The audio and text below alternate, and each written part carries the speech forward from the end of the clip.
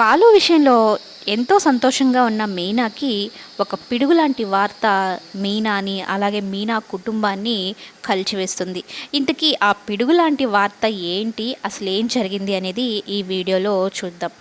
బాలు మీనాలు ఇప్పుడు చాలా సంతోషంగా ఉన్నారు కదా. బాలు కారు కొన్నప్పటి నుంచి మీనా వాల్యూ అమాంతం పెరిగిపోయిందనమాట ఇంట్లో కూడా. ఇట మీనా వాల్యూ పెరగడమేమో కానీ రోహిణి వాల్యూ మాత్రం ఒక్కసారిగా డ్రాప్ అయిపోయిందనమాట. నేల కిందేసి కాలుతో తొక్కినట్టుగా అయిపోయింది ప్రభావతి చేతిలో రోహిణి పరిస్థితి. అయితే ఏం చేయాలి, మరలా పూర్వ వైభవం రావాలంటే ఏం చేయాలని అయితే అనుకుంటూ చీరలు గిఫ్ట్లు ఏవేవో ఇస్తూ ఉంటుంది. కానీ ఏవి వర్కౌట్ కాదు రోహిణికి. కానీ బాలు మీనా మీద చూపిస్తున్న ప్రేమను చూస్తూ ఒక రకంగా అసూయ కూడా పడుతూ ఉంటుంది. నా భర్త ఆ విధంగా ఎందుకు లేడు, మీనా కోసం ఎంత కష్టాన్నైనా పడడానికి సిద్ధంగా ఉన్నాడు బాలు, కానీ నా భర్త ఉన్నాడు, నేను ఇచ్చే డబ్బులతో ఎప్పుడెప్పుడు ఈ డబ్బులు ఇస్తుందా రోహిణి ఖర్చులకి, ఆ డబ్బులతో ఖర్చులు పెట్టుకుందామా అని అనుకుంటాడే తప్ప జాబ్ చేసి ఒక రెస్పాన్సిబుల్ హస్బెండ్గా ఉందామని అయితే అనుకోవడం అయితే బాధపడుతూ ఉంటుంది. మరోవైపు ప్రభావతి టార్చరు 14 లక్షలు తీసుకొని వచ్చి నీ భర్తకి జాబ్ ఇప్పిస్తావా, లేదంటే బిజినెస్ పెట్టిస్తావా, అది నీ ఇష్టం, లేదంటే నేనేం చేస్తానో నాకే తెలీదు, నా అసలు నిజ స్వరూపం ఏదో నువ్వు చూడాల్సి వస్తుందని అయితే పెట్టే టార్చరు తలుచుకుంటూ బాధపడుతూ ఉంటుంది. మరోవైపు వర్ధన్ టార్చరును. అయితే రోహిణి ఏం చేయాలి అనుకుంటున్న టైంలో రోహిణికి ఒక అదృష్టవశమనే చెప్పచ్చు. గుణ దగ్గర నుంచి ఫోన్ అయితే రావడం జరుగుతుంది. అసలు గుణ రోహిణికి ఎందుకు ఫోన్ చేస్తాడు అంటే, గుణ దగ్గర శివ పనిచేస్తూ ఉంటాడు కదా, మీనా వాళ్ళ తమ్ముడు. అయితే మీనా, నీకు అక్క కావాలో నీ ఫ్రెండ్ గుణ కావాలో తేల్చుకోరా, ఇంకనైతే నేను నీ మొహం చూడాలన్నా, నేను నీతో మంచిగా ఉండాలన్నా కూడా నువ్వు ఇక ఆ గుణ దగ్గరికి పనికి వెళ్ళడానికి వీలు లేదు, బుద్ధిగా చదువుకోవాలని అయితే చెప్పడంతో ఇక ఎవరైనా అక్కనే కదా ప్రిఫరెన్స్ చూపిస్తారు. అయితే మీనా మాటలు విని శివ కొంచెం ఆలోచించి తనలో మార్పు అయితే వస్తుంది. గుణ దగ్గరకు వెళ్ళి, గుణ నీ గురించి నాకు ఒక విషయం తెలిసిందిరా, అయినా మా అక్క వాళ్ళు ఏదో తన జీవితం తను గడుపుకుంటుంది, పూలు కట్టుకొని మాలలు అమ్ముకొని ఏదో ఒకటి చేసుకుంటూ ఉంది, ఎందుకు అవి నువ్వు కాజేసి దాన్ని కొట్టేసి వాళ్ళని అవమానపాలు చేద్దాం అనుకున్నావు అంటే, నా కోపం అంతా మీ అక్క మీద కాదు శివ, మీ బావ మీద నన్ను కొట్టాడన్న కోపము అని అయితే చెప్తూ ఉంటే, దానివల్ల మా అక్కని ఎందుకురా ఇబ్బంది పెడతావు అన్నట్టు మాట్లాడతాడనమాట. సరే ఇంతకీ మ్యాటర్ ఏంటో చెప్పు శివ అంటూ ఉంటే, ఏం లేదు, మా అక్క నీ దగ్గర పనిచేస్తే ఇంకా నా మొహం కూడా చూడనంటుంది, మా అక్కని వదులుకోవడం నాకు ఇష్టం లేదు, మా అక్కడే నాకు చాలా ఇష్టం అనేది చెప్పి, అలాగే నువ్వు నాకు ఇవ్వాల్సిన డబ్బులు కూడా ఇచ్చేసేవా అంటే, సరే శివ దాందేముంది, మన కుటుంబానికే కదా ముందు ప్రిఫరెన్స్ ఇస్తామని అయితే చెప్పి డబ్బులు అయితే ఇచ్చేస్తాడు. ఆ డబ్బులు పట్టుకొని వెళ్ళిపోతాడు శివ కూడా. అయితే ఈ గుణ ఏం చేస్తాడంటే, మీ అక్క మీద ప్రేమతో నా దగ్గర జాబ్ మానేస్తావా, చూస్తూ ఉండు, ఇప్పుడు ఎలా ఇరికిస్తాను, ఆ బాలు దగ్గరున్న వీడియో ఆధారంగానే నిన్ను, మీ అక్కని, మీ బావని, మీ అక్క కుటుంబం మొత్తాన్ని ఎలా చెల్లా చెదురు చేస్తానో చూస్తూ ఉండనైతే అనుకుంటూ రోహిణికి ఫోన్ చేయడం జరుగుతుందనమాట. రోహిణి ఏంటి, గుణ దగ్గర నుంచి ఫోన్ రాగానే భయపడిపోతుంది. వామ్మో, ఉన్న ఇబ్బందుల్లో ఈ గుణగాడు డబ్బులు అడగడానికి ఫోన్ చేస్తున్నాడా ఏంటి, చాలా అమౌంట్ అయితే ఇవ్వాలి, ఏం చేయాలో ఏమో అర్థం కావడం లేదు అనుకుంటూ, ఆ గుణ నేను రేపు వచ్చి కలుస్తాను అన్నట్టు మాట్లాడుతుంది. నువ్వేం కలవాల్సిన అవసరం లేదు, నాకు ఒక చిన్న పని చేసి పెడితే నువ్వు నాకు ఇవ్వాల్సిన డబ్బులన్నీ నేను కొట్టేస్తాను అన్నట్టు చెప్తానమాట. చిన్న పనా ఏంటి, ఎందుకు, అయినా ఏం పని ఏదైతే అంటూ ఉంటే, ఏం పని లేదు నీ వల్ల అయ్యే పనేను అని చెప్పి బాలు ఫోన్ నాకు తీసుకొని వచ్చి ఇవ్వగలిగితే, లేదా బాలు ఫోన్లో ఒక చిన్న వీడియో నాకు తీసుకొని ఇవ్వగలిగితే నేను నీ అమౌంట్ మొత్తం క్యాన్సిల్ చేసేస్తాను, నీకు ఇంకా మాకు డబ్బులు ఇవ్వాల్సిన అగ్రిమెంట్స్ కూడా క్యాన్సిల్ చేస్తానని చెప్పడంతో రోహిణి ఆలోచించి చెప్తాను అంటుంది. అయినా మా మధ్య ఫోను ఎందుకు, ఆ దానిలో ఏం వీడియో ఉంది, తనకు ఉపయోగపడే వీడియో అని అయితే అనుకుంటూ, సరే ఏమైతే ఏముందిలే, ఆ ఫోన్ అయితే కొట్టేస్తే సగాడి సగం అప్పైనా తీరిపోతుంది కదా అని అయితే అనుకుంటూ, ఎప్పుడైనా కావాలంటే వాడి దగ్గర డబ్బులు తీసుకోవచ్చు, నీ కొంచెం చిన్న చిన్న గండాల నుంచి నేను తప్పించుకోవచ్చు అని అయితే అనుకుంటూ ఈ రోహిణి సరే అని చెప్తుంది. అయితే బాలు ట్రిప్పుకి వెళ్ళేసి వచ్చి, మీనా ఏమో పుట్టింటికి వెళ్ళి ఉంటుంది. అలాగే ఇక షర్ట్ తగిలించుంటే ఆ షర్ట్లో ఉన్న ఫోన్ తీసుకొని మొత్తం వీడియోలు ఎతుకుతుందనమాట. ఫోన్ వెతికితే అందులో శివ, మీనా తమ్ముడు హెల్మెట్ వేసుకొని ప్రభావతి హ్యాండ్ బ్యాగ్ కొట్టేసి అందులోంచి ₹1,00,000 తీసుకున్న వీడియో అయితే చూస్తుంది. ఒక్కసారిగా షాక్ అయిపోతుంది.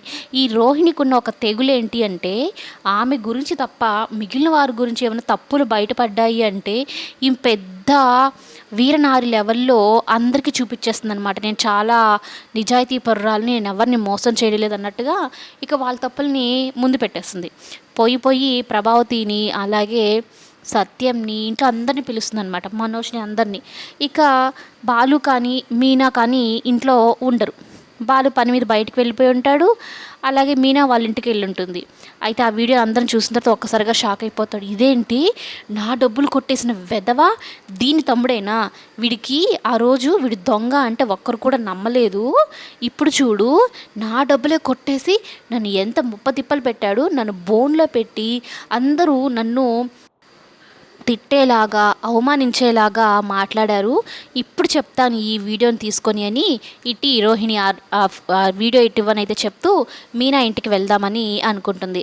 అయితే సత్యం ఏంటి, ఏదో ఎక్కడో పొరపాటు జరుగుంటుంది, ప్రభావతి ఎందుకు ఇట్లా అరుస్తున్నావు, మీనా ఇంటికి వచ్చిన తర్వాత మనం మాట్లాడదాంలే, అసలు ఏం జరిగింది ఏమో కనుక్కుందాంలే అంటే ఏంటి ఇంకా మెల్లగా మాట్లాడేది, కనుక్కునేది, ఆవిడెప్పుడో వస్తారంట, ఆవిడతో మాట్లాడేదంట అని అయితే అనుకుంటూ ఉంటే రోహిణి మనసులో అనుకుంటూ ఉంటుందన్నమాట. ఇప్పుడు ఈ మీనా కారు కొని ఉన్న ప్రెషర్నంతా నా మీదకి రుద్దేసింది కదా, ఇప్పుడు ఈ శివ గొడవలో పడిపోయి ప్రభావతి అయితే నన్ను వదిలేసిందని అయితే అనుకుంటూ ఇంకా 4-5 పుల్లలు ఎక్కిస్తూ ఉంటే మనం సేఫ్ అయిపోవచ్చు అన్నట్టు అనుకుంటూ ఉంటుందన్నమాట. అయితే డైరెక్ట్గా మీనా వాళ్ళ ఇంటికి వెళ్తుంది. మీనా ఏంటి, మన తమ్ముడు మారిపోయాడు కదా, ఇక గుణ దగ్గరికి జాబ్కి వెళ్ళనని చెప్పాడు కదా, ఇకనైనా సంతోషంగా ఉండొచ్చు, వాడికి కొంచెం 4 మంచి మాటలు చెప్పి అలాగే వాడిని దారిలో పెట్టి వాడిని కాలేజీకి వెళ్ళేలాగా చేద్దామని అయితే అనుకుంటూ మీనా అక్కడికి వెళ్ళి అందరు కలిసి భోజనం చేస్తూ ఉంటే భోజనం చేస్తున్న మనిషిని కాలర్ పట్టుకొని మరీ బయటికి గుంజుకుని వస్తుందన్నమాట. గుంజుకు రావడమే కాదు, ఈ మనోజ్ గారితో పోలీసులకు ఫోన్ కూడా చేయిస్తుంటుంది. వీళ్ళు వెళ్ళేలోపే పోలీసులు కూడా అక్కడ మీనా ఇంటి వరకు వస్తారనమాట. ఆ చెంప ఈ చెంప వాయించేస్తుంది శివాని.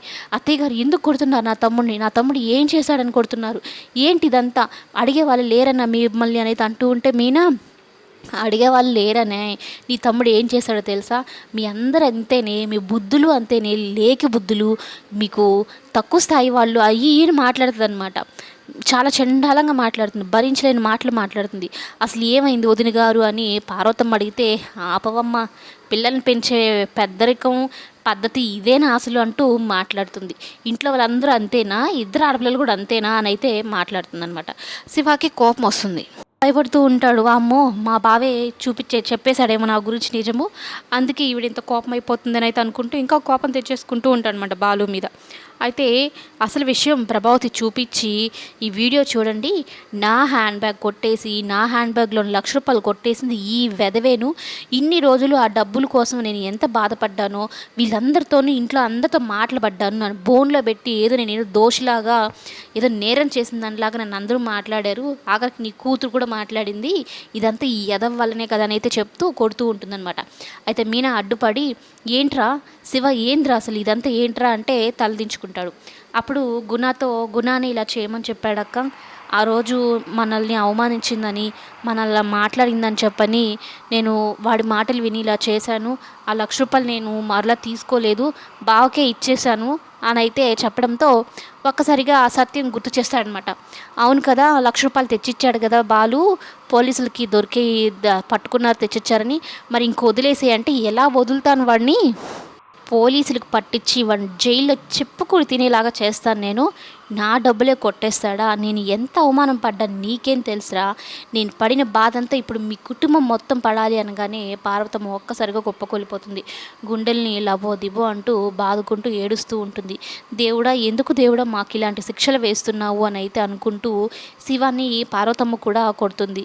ఎక్కడ ప్రశాంతంగా ఉంచవారా, ఎందుకురా ఇలా చేస్తున్నావు అని అయితే అంటూ ఉంటే అప్పుడు బాలు రావడం అక్కడికి జరుగుతుందనమాట. బాలుని చూసి శివ బాగా చేసావు కదా, కావాలనే చేసావు కదా, ఇదంతా నీ ప్లానే కదా అని అయితే అంటూ ఉంటే బాలుకి ఏం అర్థం కాదు. నేనేం ప్లాన్ వేశాను, నేనేం చేశాను, అసలు మీరందరూ ఇక్కడ ఎందుకు వచ్చారు, ఏంటి నాన్న ఏమైంది అని సత్యం అడిగితే, రే మీ అమ్మ ₹1,00,000 దొంగతనం చేసింది శివ అంట కదా, నీ ఫోన్లో నా వీడియో చూసి రోహిణి మీ అమ్మకి చెప్పడంతో మీ అమ్మ శివాలు ఎత్తిపోయి పెద్ద పెద్ద గొడవ చేస్తుందిరా అంటే, నా ఫోన్లో ఉన్న వీడియో ఆ పార్లర్కి ఎలా దొరికింది అని అయితే అంటూ ఉంటే ఇక రోహిణి టెన్షన్ పడుతూ ఉంటుందన్నమాట.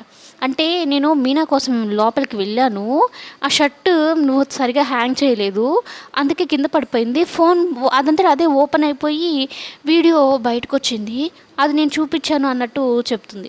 అంటే రోహిణి చెప్పే మాటలు నమ్మశక్యంగా అనిపించవు అనమాట. బాలు మాత్రం శివ విషయంలో ఒక మంచి పనే చేశాడు. డబ్బులు వచ్చేసాయి కదా, ఇంకెందుకు వదిలేయండి వాడిని అని చెప్పని అక్కడ నుంచి అందరినీ పంపించేస్తాడు. కనీసం శివ మొహం కూడా చూడడు బాలు, కానీ అక్కడ వాళ్ళ దగ్గర నుంచి అయితే కాపాడడం జరుగుతుంది, పోలీసులను కూడా పంపించేయడం జరుగుతుంది. ఇంటికి వెళ్ళిన తర్వాత అక్కడ మీనాకి టార్చర్ అనమాట, మాటలతోనే నానా రకాలుగా టార్చర్ పెడుతూ ఉంటుంది. దొంగల ఫ్యామిలీ, ఇంట్లో వాళ్ళందరూ దొంగలే, నా ఇంట్లో ఎన్నెన్ని వస్తువులు కొట్టేశారో, పుట్టింటికి ఎంతెంత దోచిపెట్టిందో, ఇట్లాంటి మాటలు మాట్లాడుతూ ఉంటుందన్నమాట. అసలు అన్నం తిని నీళ్ళు తాగే మాట్లాడదు మహా తల్లి, అలాంటి మాటలు మాట్లాడుతుంది. ఈమె ఇలా మాట్లాడుతుంది కదా, దేవుడు శిక్ష అక్కడ మౌనికకి వేస్తున్నాడు. ఆ విషయం ఇంకా తెలియలేదన్నమాట. ఒక ఆడబిడ్డని అనవసరంగా అంటే దేవుడు చూస్తూ ఊరుకుంటాడా, ఏదో ఒక రూపంలో తిరిగి ఇచ్చేస్తాడు కదా కర్మ అనేది, ఆ విధంగా అనమాట.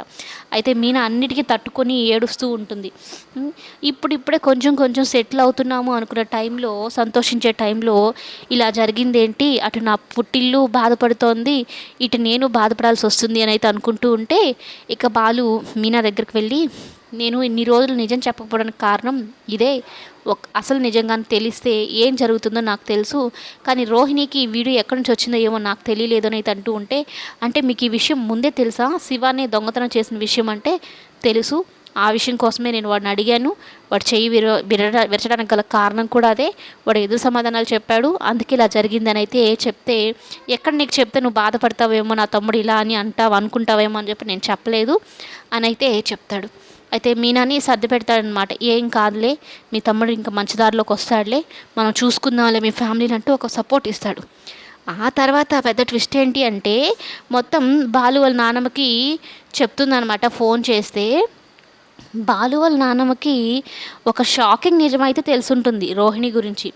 రోహిణికి ఒక కుటుంబం ఉంది, అప్పుడు వచ్చిన సుగుణమ్మ, ఆ బాబు ఇద్దరు రోహిణికి సంబంధించిన వాళ్ళు, రోహిణి అమ్మ అలాగే ఆ బాబు రోహిణి కొడుకు అన్న విషయం అయితే తెలుసుంటుంది. కానీ అనవసరంగా ఒక కాపురం ఎందుకు తీయాలి అన్న ఒక ఉద్దేశంతో ఆ సుశీలమ్మ గారు ఎవరికి నిజం చెప్పకుండా తన కడుపులోనే పెట్టుకుంటుందన్నమాట. కానీ ఇప్పుడు రోహిణి చేసిన ఈ పని వల్ల అసలు నిజాలు బయట పెట్టాలని అయితే బాలు వాళ్ళ నానమ్మ ఊరికి రావాలని అయితే అనుకుంటుంది. అయితే మీనాకి మొత్తం చెప్తుందనమాట ఇది పరిస్థితి అని. కానీ మీనా కూడా ఎలా అంటే, సాటి ఆడదానిలాగా శత్రువులాగా ఉండకూడదు, తను చేసిన పని నేను చేయకూడదు, తను మనోజ్తో ఇప్పుడు చాలా హ్యాపీగా ఉంది, ఏదో ఫస్ట్ జీవితం అట్ట అయిపోయింది, రెండోదైనా తను ప్రశాంతంగా తన భర్తతో హ్యాపీగా ఉండాలనుకుంటుంది, తను చేసిన తప్పే నేను చేయకూడదు, నేను ఈ విషయాన్ని ఎక్కడ బయట పెట్టకూడదని అయితే అనుకుంటూ రోహిణి గురించి చాలా మంచిగా ఆలోచిస్తుందనమాట. కానీ రోహిణి బుద్ధి మాత్రం ఎప్పటికప్పుడు చూపిస్తూనే ఉంటుంది. ఏదైనా ఒక్కడ దొరికింది అంటే దాని ఇంట్లో చూపించి పెద్ద రచరచ చేసే క్యారెక్టర్ రోహిణిది. కానీ మీనా అలా కాదు.